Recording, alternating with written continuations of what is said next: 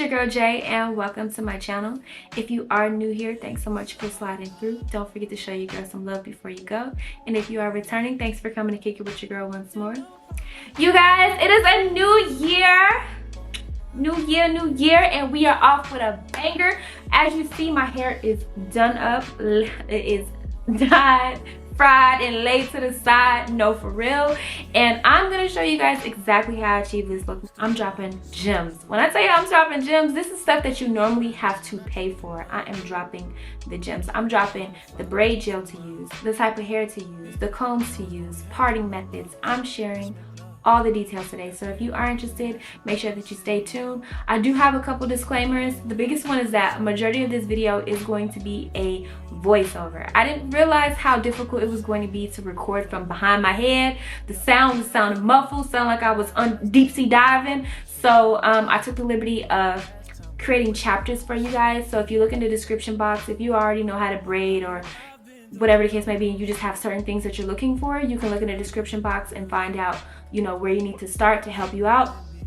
And then yeah, and so as far as all of the products that I've used, some of them you're not going to be able to get online, but I'm sure you can find them at your local beauty supply store, your homegirl house, or something like that. I do also want to put this out here real quick. Doing hair on yourself is going to produce different results than doing hair on someone else. Okay, you get in this chair, you're gonna get a 5-star.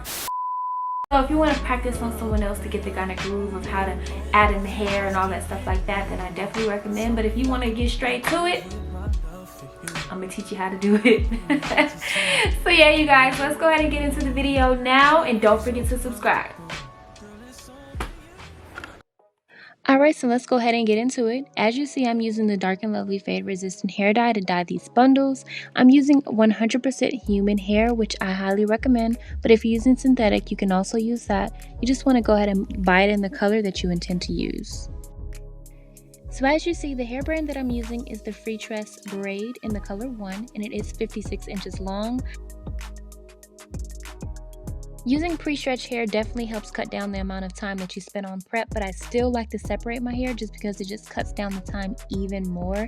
As you see, my system, it's 3 pieces of hair on each prong, and it's 60 prongs in total. So these are going to be 2 out of 3 of my favorite braid gels. You can literally use either one. You guys know I swear by BTL, but Shine and Jam is just going to help me grip a little bit better, and it leaves a better shine in my opinion for braids. So everyone always asks me, how can you see? You guys, parting is not only the most important part, but it's also the hardest part. So you heard it here first. Use your ears for parting.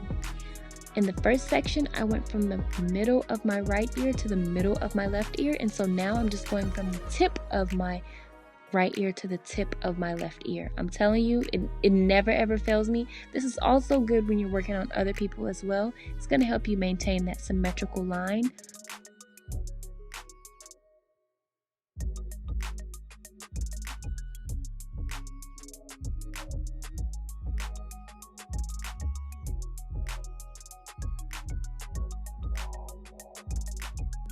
I know y'all see me reaching for that left ear. I'm telling you, works every time. You're just going to take that rat tail comb and touch it right at your finger.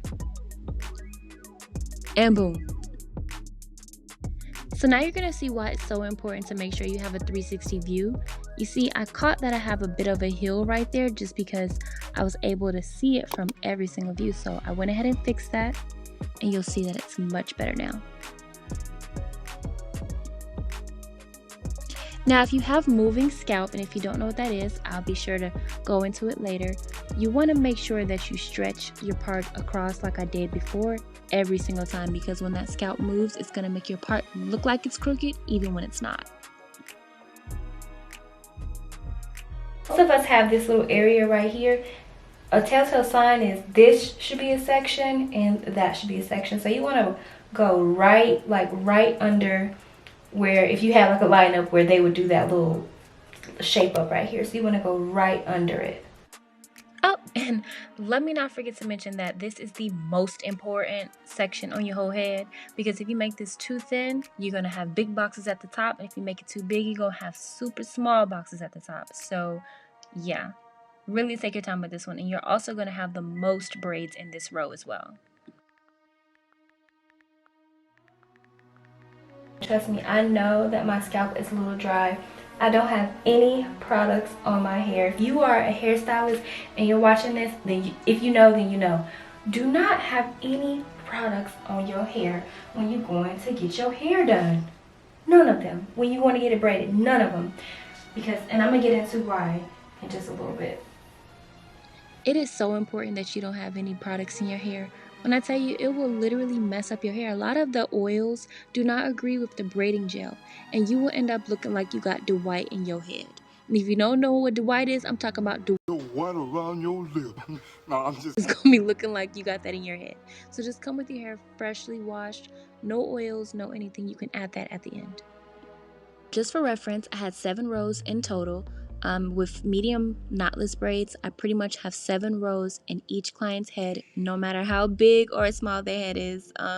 Depending upon how big they want the braids to be, of course, it can range. So that is pretty much it. Now on a client, I would put gel in between each part just to solidify the part. But since I may have to make some changes as I go, I didn't want to put the gel on just yet. So being that the parting process is so important, I don't even mind that it took me about 45 minutes to an hour. I'm telling you, it's going to take you so much longer if you do it as you go. So this is such a necessary step. Alright, the moment we've been waiting for. So I added some gel to the top of the plait just so we can get started. So the first thing I'm going to do is section that part into 3 different parts. So that's going to help me maintain a really consistent base.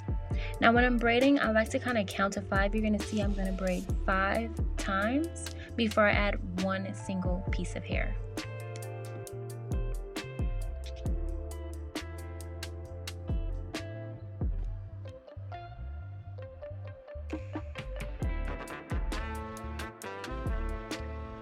So I'm going to really get into this later, but we'll go over it really quick. So as far as the placement of the braiding here, it's going to go around my index finger and my thumb, and then get placed in between my index finger and my middle finger. If you're wondering how many pieces of hair I add each time, now around the border I add 6 pieces, and in the middle I add 3. That's why in my system back there I specifically have 3 pieces of hair on each prong, because it keeps me consistent. Now this is going to vary for everyone. I just know that in the middle of my head I don't need any thickness added, I just need the length. The hair in the middle of my head is thick, baby, thick. So now you see, since I'm doing boho, I'm going to add in a piece of curly hair the same way that I did with the regular hair. Now I'm about to throw y'all for a loop now. So to make it easier on me, since I am an underhanded braider, I flip the braid around. Now this is going to really make sure that the braid is consistent and tight, because I braid so much tighter underhand than I do overhand. So I flip it and then I add hair. Now with this, you're just going to add hair around the back side and then braid down, and you'll see that I can do this way much quicker than I can do the other way.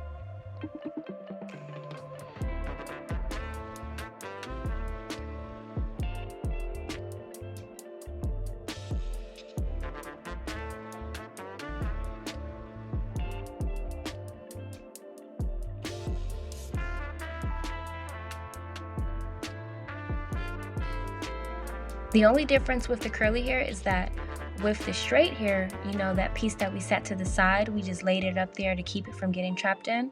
Now we're going to sit the piece of curly hair to the side, and we're going to leave that part out. So you're just going to continue to braid as normal. Make sure you're adding gel periodically. As you see, my hair is thick, and so I've needed to add some gel to kind of smooth it down, baby, because it's thick if you're trying to pop out.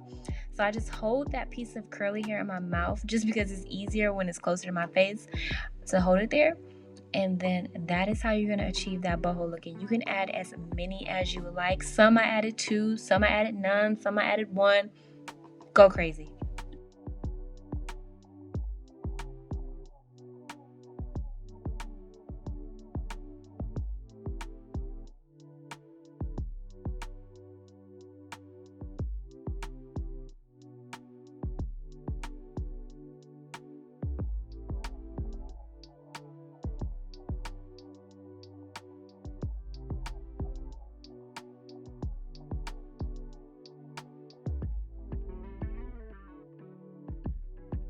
Alright y'all, we 5 hours in, my arms are giving up on me and we're finally at the top. So I wanted to give you guys a bird's eye view so you can kind of see how I do the top. I do my same 5 count at the top. Nothing's changed, same process. But since this is going to be what's seen the most, I really reinforce my knuckles on the braid to keep it super tight.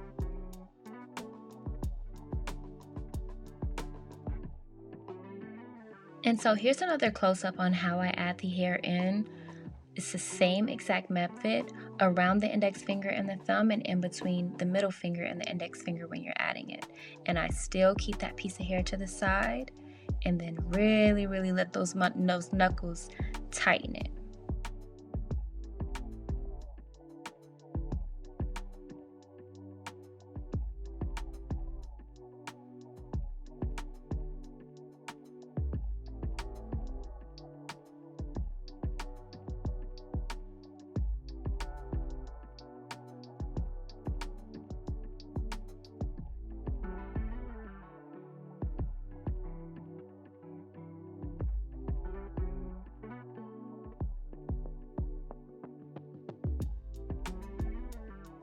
And so this is just, you know, showing you how to add in the curly pieces once again. Same method as before. It just, instead of re-adding the hair back in later, you're just going to keep it out the whole entire time. And that's it. Now towards the top, you really want to add a bit more hair than you would in the back, just because it gives you that more, I don't know, boho look, wild look. I really went crazy with the hair at the top. I in fact want to go in and crochet in some more hair.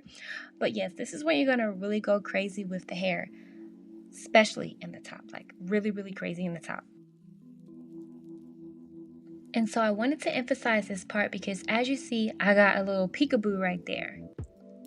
Right there. Take a little clump of gel, smooth it down, and keep on braiding, and it's going to help.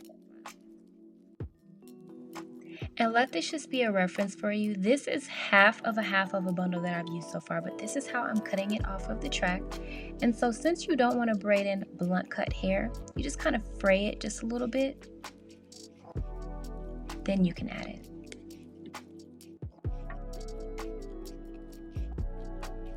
So the whole entire time I was doing my hair, I had to make a decision if I wanted to do wet curls at the bottom, where it's basically you use some curl rods and then you dip them in hot water, make them curly, or if I wanted to use some of the weave and make it curly at the ends. And I decided at the last minute that I wanted to use weave. So what I did is I just plucked about 15 or 20 random braids and I just braided in some of the curly hair at the bottom. Let me tell you, chef's freaking kiss. I'm so glad that I did that. It was a complete game changer.